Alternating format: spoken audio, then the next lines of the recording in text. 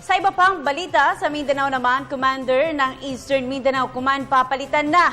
Kung sino ang ipapalit, alamin natin mula sa aming kasamang si Peng Alinio ng Radyo ng Bayan Davao. Peng, maayong hapon. Yung balata, Lieutenant General Ricardo Reyes Cruz bukas. Matapos na ito maglipiro sa serbisyo bilang Commander ng Eastern Mindanao Command of East Mincom na nagserbisyo sa Davao 1 taon at 6 na buwan. Ayon kay Captain Alberto Caber, tagapagsalita ng East Mincom, na uupo bilang ika-8 command o Commander ng Armed Forces of the Philippines o AFPC Balada sa Sabado, ika-6 ng Setyembre, samantalang formal namang ipapasa ni Cruz ang katungkulan nito bukas. Mismo si AFP Chief of Staff General Gregorio Catapang Jr.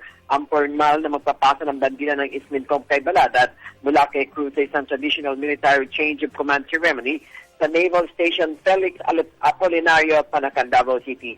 Si Baladat ang dating commander ng 3rd Infantry Spearhead Division bago ito napunta sa East Mincom. Siya ay mula sa Philippine Military Academy of Class 1982 at kaklase ng kasalukuyang AFP Chief of Staff General Catapang at Police Regional Office of PRO on si Chief Superintendent Wendy Rosario.